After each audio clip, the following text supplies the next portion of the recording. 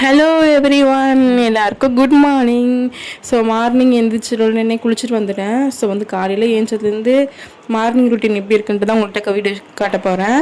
So வந்து ரொம்ப பெருசு லென்த்தாலாம் போகாது, ரொம்ப ஷார்ட்டாக தான் போகும், ஏன்னா உங்களுக்கு போர் அடிச்சிட போகுதுன்ட்டு. ஸோ பார்த்திங்கன்னா காலையில் எழுந்திரிச்சு இந்த டிஃபன் என்ன செய்யுதுன்ட்டு யோசிச்சு பாதி டைம் அதிலே போயிடும். ஸோ இந்த பச்சை பயிறு நேற்று ஊற வச்சு அதை அரைச்சி தோசை பண்ணலான்ட்டு அதை நான் பண்ணவே இல்லை. ஸோ காஃபி போட்டு குடிக்கலான்ட்டு காஃபி பால் சூடு பண்ணிகிட்டு இருந்தேன்.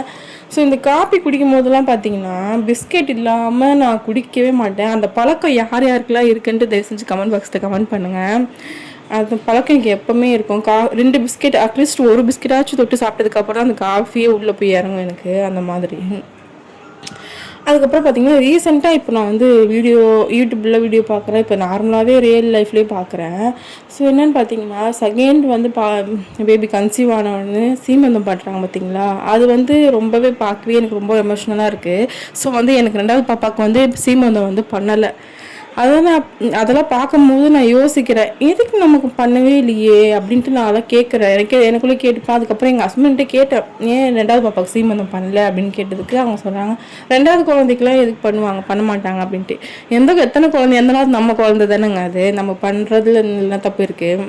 ஸோ வந்து என்னுடைய பார்லருக்கும் ஒருத்தவங்க வந்திருந்தாங்க. அவங்களுக்கு வந்து 30+ ஏஜ் ஆகிடுச்சு. ஸோ வந்து அவங்க 2வது குழந்தைக்கு வந்து 2வது கன்சீவ் ஆகிருக்காங்க. ஸோ சீமந்தம் பண்ண போகிறேன்ட்டு தான் ஃபேஷியல் பண்ணிக்க வந்தாங்க.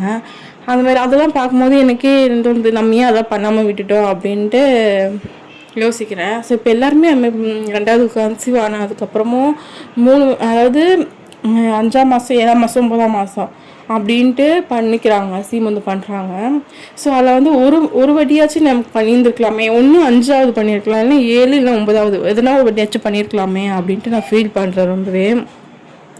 ஸோ வந்து 2வது சீமந்தம் பண்ணுறது ஒன்றும் தப்பு இல்லைங்கள, அது என்ன இல்லைன்னா தப்பு இருக்குது, காசு இருந்தால் தான் பண்ணணும் அப்படிலாம் கிடையாது. எல்லா குழந்தையுமே நம்ம குழந்தை தான்.